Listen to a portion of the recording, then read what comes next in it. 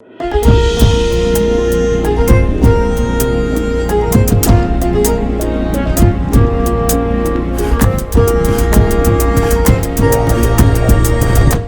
ጤና ይስጥልኝ ውድ የፈታ ዴሊ ተከታታዮቻችን፣ ይህ የዕለተ ሰንበት ረፋድ ጥንቅራችን ነው። የዕለቱ ጥንቅራችን ለእናንተ አዳዲስ መረጃዎችን ይሰጣሉ ያላቸውን አሰባስቦ በማጠናቀር ተገኝቷል። ቆይታችሁን ከኛ ጋር በማድረግ የመረጃችን ተጋሪዎች እንድትሆኑ አክብሮታዊ ግብዣችን ነው። ወደ ዕለቱ ዝርዝር መረጃዎቻችን ከማለፋችን በፊት በቅድሚያ ዋና ዋናዎቹን እንጠቁማችሁ። ጀነራላዊ ትግላችን የመጨረሻ ዓላማ ህወሓትን ማስወገድ ነው ሲሉ ተናግረዋል። ጦር የሚንቀሳቀሰው በትግራይ በስልጣን ያሉ አመራሮችን ለማስወገድ ነው ሲሉ ከፍተኛ የጦር አዛዧ በጥብቅ መልእክት ሰደዋል። ጥንቅራችን ይዞታል። የግብፁ ፕሬዝዳንት አብዱል ፈታህ አልሲሲ በያዝነው ታህሳስ ወር ወደ ዋሽንግተን በማምራት ከኢትዮጵያ ታላቅ ህዳሴ ግድብ ጋር በተያያዘ ለትራምፕ አቤት ለማለት አጀንዳ ቀርጸው ቢዘጋጁም የእስራኤሉ ጠቅላይ ሚኒስትር መሃል ላይ ገብተዋል። ይህም በመሆኑ የአልሲሲ የዋሽንግተን ጉዞ አደጋ ላይ ወደቀ መሆኑ ታውቋል። ጉዳዩ ከጄሩሳሌም ፖስት ዘናሽናል ድረስ እያነጋገረ ነው። ይህንኑ ጉዳይ በተመለከተ መረጃውን ዘርዘር አድርገን ይዘነዋል።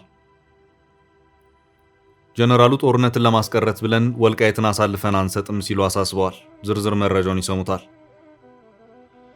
የአሜሪካ መንግስት በሳምንቱ ለብዙዎች አስደንጋጭ የሆነ ውሳኔ መወሰኑ ይታወሳል።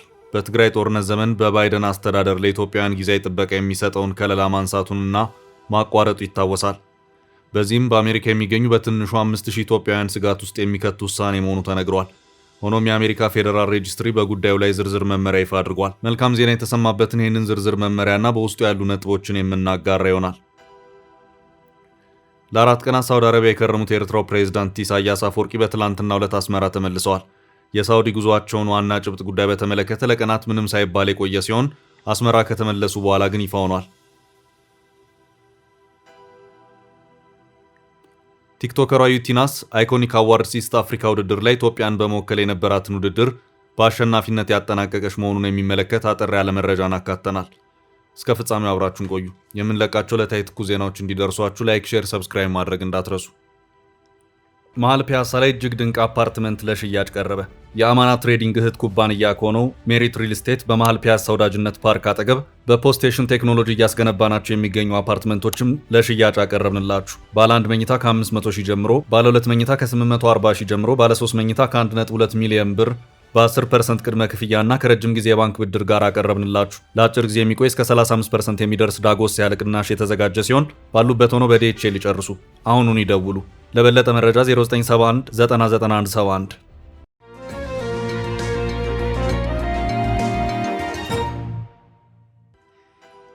ህወሓትና ባለስልጣናቱን እናስወግዳለን። ጀነራሏ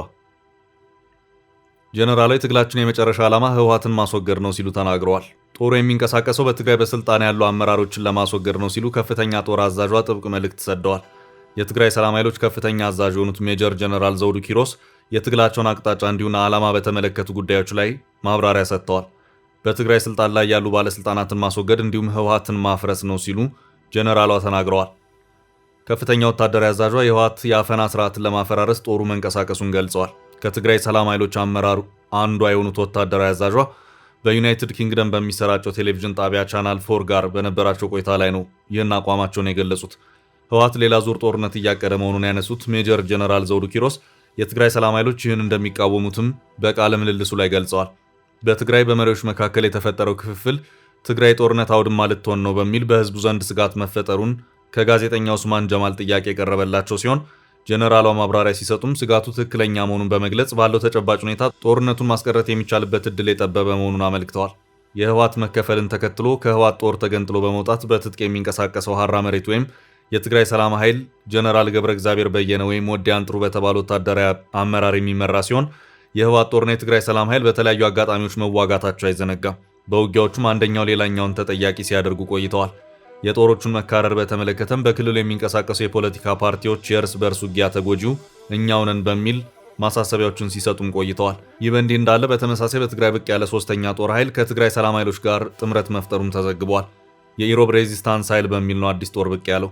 የኢሮብ ማህበረሰብ አባላትን ያካተተውና የኢሮብ ሬዚስታንስ አርሚ ተብሎ የሚታወቀው ኃይል በተለምዶ ሀራ መሬት ተብሎ የሚጠሩትና ራሳቸውን የትግራይ ሰላም ኃይል ታጣቂዎች ጋር ለመቀናጀት መስማማቱን በይፋዊ መግለጫው ገልጿል።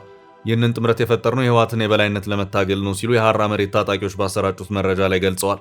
የቡድኖቹ የጋራ መግለጫ አክሎም ጥምረቱ በምስራቃዊ ትግራይ የሚገኙትን የተገለሉ ያሏቸውን ማህበረሰቦች ለመጠበቅ ያለመ መሆኑን አብራርቷል። የኢሮብ ወረዳ በጂኦግራፊ አቀማመጥ ከኤርትራ ድንበር አቅራቢያ የሚገኝ ሲሆን አካባቢው ባለፉት ግጭቶች ከፍተኛ ተጽዕኖ ደርሶበታል። የወረዳው የተወሰነ ክፍል አሁንም በኤርትራ ኃይሎች ቁጥጥር ስር እንደሚገኝ መረጃዎች ይጠቁማሉ። የኢሮብ ማህበረሰብ ታጣቂዎች መደራጀትና ከሌሎች የትግራይ ታጣቂ ቡድኖች ጋር መቀናጀት በክልሉ ያለውን የውስጥ የፖለቲካ ቅራኔና አለመረጋጋት እየጎላ መምጣቱን አመላካች ነው።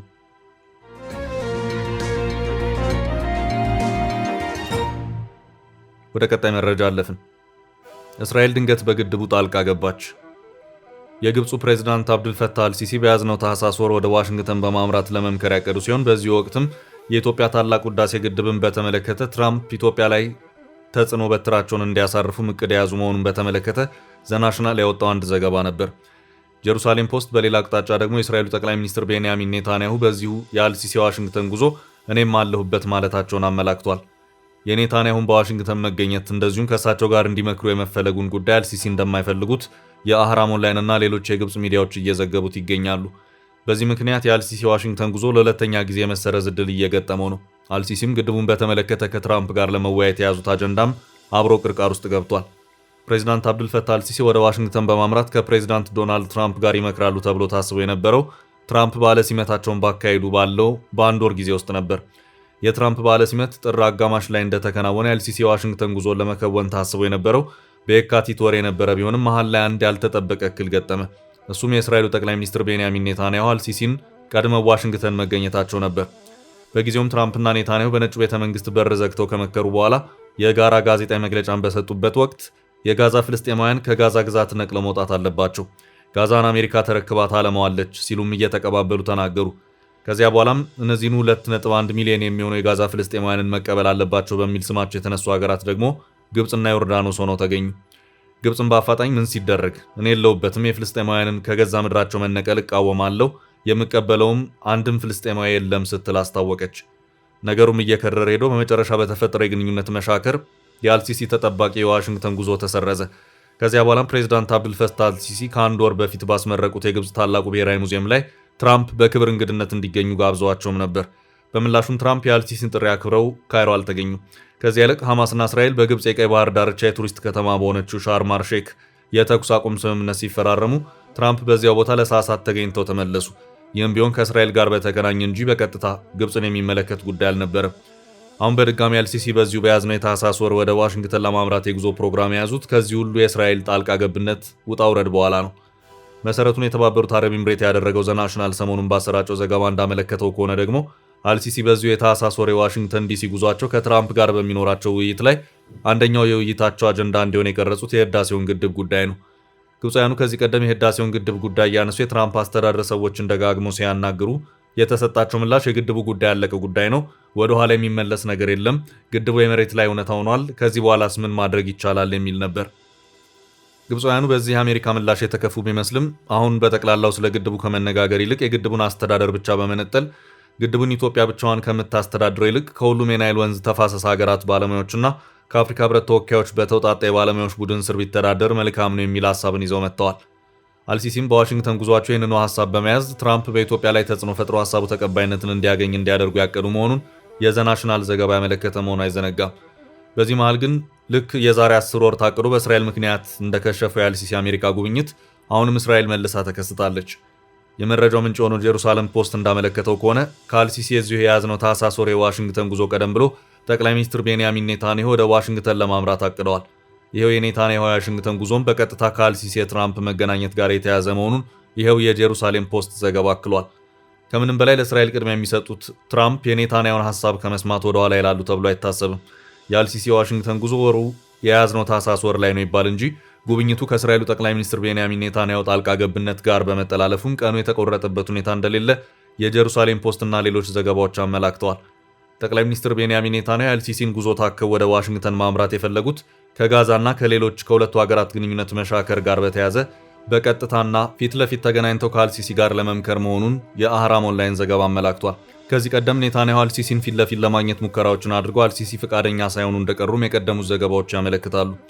ፕሬዚዳንት አልሲሲ አሁንም ቢሆን ከኔታንያሁ ጋር ለመገናኘትና ለመወያየት ፈቃደኛ ካልሆኑ ትራምፕ ለእስራኤል ቅድሚያ የሚሰጡ መሪ በመሆናቸው የያዝነው ወር የዋሽንግተን ጉዞ ልክ እንደ ባለፈው ዓመት የካቲት ወር የጉዞ እቅድ ሁሉ መሰረዙ የሚቀር አይመስልም። ይህ ከሆነ በእስራኤል የአልሲሲ ዋሽንግተን ጉዞ ጣልቃ ገብነት ምክንያት አልሲሲ የኢትዮጵያን ታላቅ ህዳሴ ግድብ በተመለከተ ለትራምፕ አቀርበዋለሁ ያሉት እቅድ አብሮ በዚያ ከትማል ማለት ነው። የአሁኑ የአልሲሲ ዋሽንግተን ጉዞ የማይሳካ ከሆነ በእስራኤል ምክንያት ለሁለተኛ ጊዜ መክሸፉ ይሆናል። ፕሬዚዳንት አልሲሲ በዋሽንግተን ጉዟቸው ከያዙት ኢትዮጵያንና ግድቡን የተመለከተ እቅድ ውስጥ አንደኛው የትኛውም የናይል ተፋሰስ ሀገር ሌሎች የተፋሰሱን ሀገራት ሳያማክር በናይል ወንዝ ላይ ግድብ እንዳይገነባ የሚያግድ ቀጠናዊ ስምምነት እንዲፈረም አሜሪካ ድጋፏን እንድትሰጥ የሚጠይቅም ጭምር እንደሆነ ታውቋል።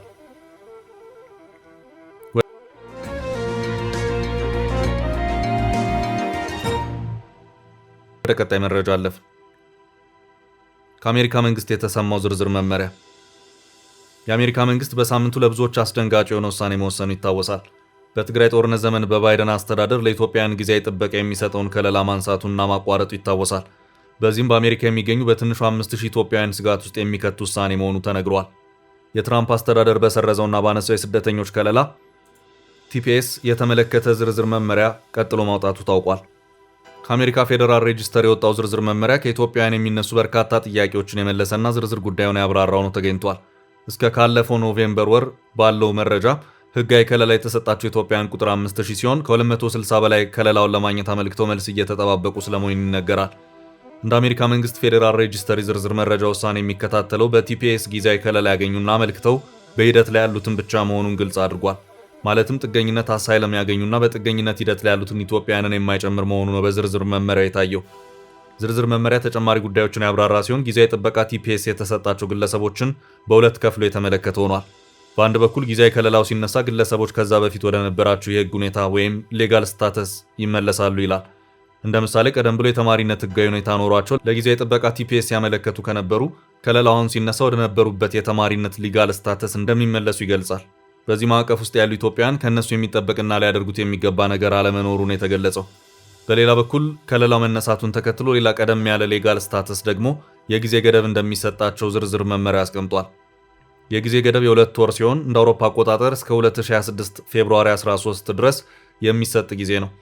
ይህ ግሬስ ፔሪየድ የሚሰኝ ሲሆን ቪዛው ጊዜ ያለፈበት ወይም ህጋዊ ፍቃድ የሌለው አካል ለሌላ ህጋዊ ስታተስ እንዲያመለክት ካልሆነም ወደ ሀገሩ ለመመለስ እንዲዘጋጅ የሚሰጠው የጊዜ መጠን ነው። የአሜሪካ ፌዴራል ሬጂስትሪ ዝርዝር መመሪያ ከጊዜያዊ ከለላ ውጭ የተደረጉ ኢትዮጵያውያን ለሌላ ህጋዊ ስታተስ ለማመልከት 2 ወሩን ሊጠቀሙበት እንደሚችሉ መልካም መረጃ ያከለ ነው። ህጋዊ ከለላውን ተከትሎ ስለተሰጠ የሥራ ፍቃድም ዝርዝር መመሪያው መረጃ የሰጠ ሲሆን በቲፒኤስ በኩል የተሰጠ የሥራ ፍቃድ የሚያበቃው ዲሴምበር 12 2025 ሲሆን ሆኖም በፌዴራል ሬጂስትሪ የወጣውን ዝርዝር መመሪያ ለአሰሪዎች በማሳየት ኢትዮጵያውያኑ እስከ ፌብሩዋሪ 13 2026 በህግ አግባብ በስራ ገበታቸው ላይ መገኘት ፍቃድና በህጋዊ መንገድ ስራቸውን መቀጠል እንደሚችሉ ዝርዝር መመሪያ አሳይቷል።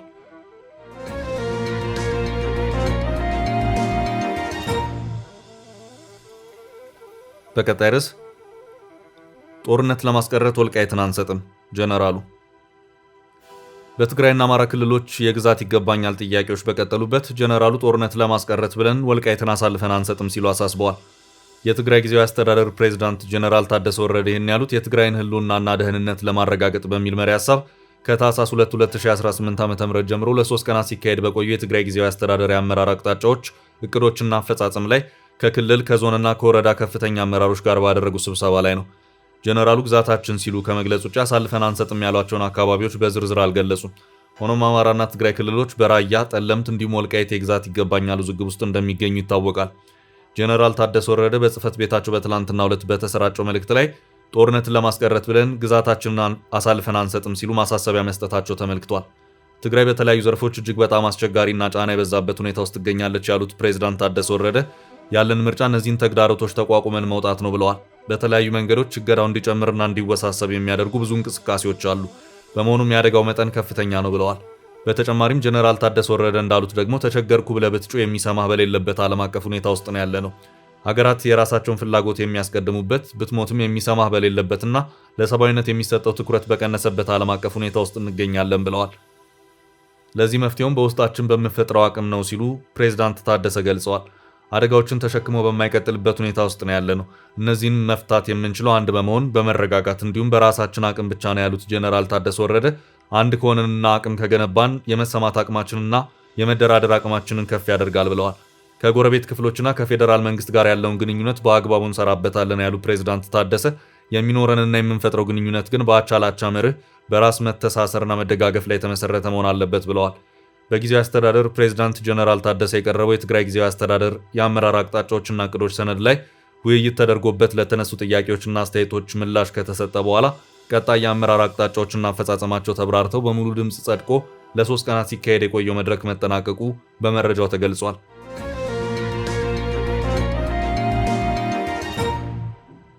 ወደ ቀጣይ መረጃ አለፍን። የኢሳያስ ዋና የሳውዲ ጉዞ ዓላማ ይፋ ሆነ። የኤርትራው ፕሬዝዳንት ኢሳያስ አፈወርቂ በሳውዲ 4 ቀናት ቆይታቸው በኋላ በትላንትናው ዕለት ቀትር ላይ ወደ አስመራ ተመልሰዋል። ፕሬዝዳንቱ ከሳውዲ ንጉስና አልጋ ወራሹ ጋር እንደዚሁም ከሌሎች የሳውዲ ባለስልጣናት ጋር መክረዋል። የዚህ ጉዞ ዋናው ዓላማ ምንድነው የሚለውን በተመለከተ ግን ይፋ የሆነው ፕሬዝዳንቱ አስመራ ከገቡ በኋላ ነው። የኢሳያስ የጉዞ ጭብጥም የወደብ ጉዳይ መሆኑን በኤርትራ ማስታወቂያ ሚኒስቴር በኩል ይፋ ሆኗል። ፕሬዝዳንቱ በሳውዲ ለ4 ቀናት ቆይታ ካደረጉ በኋላ በትላንትናው ዕለት አስመራ የተመለሱ መሆኑን የኤርትራው ማስታወቂያ ሚኒስትር የማነ ገብረ መስቀል በኤክስ ገጻቸው ባጋሩት መረጃቸው አመላክተዋል። ኢሳያስ በዚህ የሳውዲ ቀናት ቆይታቸውም አንደኛው የውይይት አጀንዳቸውም የወደብ ጉዳይ እንደነበር ይሄው የማስታወቂያ ሚኒስትሩ የኤክስ ልጥፍ መረጃ አክሎ አመልክቷል። ከዚሁ ጋር በተያያዘም ኢሳያስ ከሳውዲ የወደቦች ጉዳይ ባለስልጣን ኢንጂነር ሱሌማን ቢን ካሊድ አልማዙርዋ ጋር የመከሩ መሆኑም ታውቋል። በዚህም ወቅት የወደቦቹን አሰራር፣ የሰው ኃይል፣ ቴክኖሎጂ፣ የአሰራር ስርዓትንና የመሳሰሉትን በተመለከተ የሳውዲ የወደብ ኃላፊዎች ለኢሳያስ ዝርዝር ማብራሪያን ሰጥተዋልም ተብሏል። ኢሳያስ ከዚህ ቀደም ሳውዲን ጨምሮ የተለያዩ ሀገራትን ሲጎበኙ ስለ ወደብ አንስተው ወደቦችን ጎብኝተውና በወደብ ጉዳይ መክረው አያውቁም።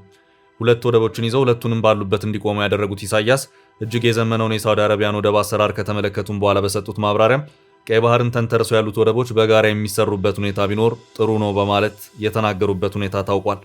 በዚህም ኢሳያስ ከጠባቡ የፉክክር ውድድር ይልቅ በትብብር በመስራት በመሰረተ ልማት ግንባታዎችና በመሳሰሉት በጋራ መስራቱ የተሻለ ነው ሲሉም ተናግረዋል ተብሏል። ኢትዮጵያ ጠበቅ አርጋ የባህር በር መውጫንና የወደብ ጥያቄን ማንሳቷን ተከትሎ ሳውዲ በአሰብ የቢሊዮን ዶላር ኢንቨስትመንት ለማፍሰስ አስባለች የሚሉ የቀደሙ ዘገባዎች ታይተዋል። በአሁኑ የኢሳያስ ጉዞ በዚህ ዙሪያ በዝርዝር ስለመመከሩ ግን በሁለቱም አቅጣጫ የተባለ ነገር የለም። ሆኖም በጥቅሉ በወደብ ጉዳይ መመከሩን በተመለከተ ግን የኤርትራው ማስታወቂያ ሚኒስትር አስታውቋል። ኢሳያስ በኢትዮጵያ የለማውን የአሰብን ወደብ ሙሉ በሙሉ ጥቅም በማይሰጥበት ደረጃ የተተወና የተረሳ እንዲሆን በማድረግ ዘግተውት ቆይተዋል። በኢትዮጵያ በኩል ጥያቄዎች መነሳታቸውን ተከትሎ ግን ወደብ ላይ ትኩረት አድርገው የተለያዩ አስተያየቶችን እየሰጡም ይገኛሉ። ኢትዮጵያንም እንደ ስጋት የማሳየት የዲፕሎማሲ እንቅስቃሴዎችም እየታዩ ነው።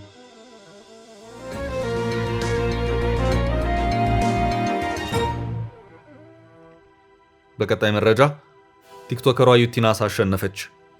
ኢትዮጵያዊቷ የቲክቶክ የማህበራዊ ሚዲያ የዘርፍ ፈጣሪ የሆነችው ቲክቶከር ዩቲናስ ኢትዮጵያን በመወከል በምስራቅ አፍሪካ ደረጃ የነበራትን ውድድር በአሸናፊነት አጠናቀቀች። ቲክቶከሯ ዩቲናስ በዚሁ በድምፅ ብልጫ በሚሰጠው ውድድር ላይ ከሌሎች የምስራቅ አፍሪካ ተወዳዳሪዎች መካከል ላቅ ያለ ድምፅን በማግኘት አይኮኒክ አዋርድስ ኢስት አፍሪካ ውድድር ላይ በ2 ዘርፎች አሸናፊነቷን አረጋግጣለች። እነዚህም ዘርፎች አይኮኒክ ኢንፍሉዌንሰር ኦፍ ዘ ይር እና አይኮኒክ ኮንቴንት ክሪኤተር ኦፍ ዘ ይር የሚሉት ናቸው። በነበረው የድምፅ አሰጣጥ ቲክቶከሯ በተለይ ከኡጋንዳ ይዘት ፈጣሪዎች ወይም ኮንቴንት ክሪኤተሮች በኩል ጠንከር ያለ ፉክክር ገጥሟትም ታይቷል። ውድ ቤተሰቦቻችን ለዛሬ ያዝንላችሁን ርዕሰ ጉዳዮች እዚህ ላይ ቋጨን። ላይክ፣ ሼር እና ኮሜንት በማድረግ ለቻናላችን ድጋፋችሁን መግለጽ እንዳትዘነጉ እያልን ከሌሎች መረጃዎች ጋር ደግመን እስክንገናኝ ቸር ያሰማን ስንል ተሰናበትን።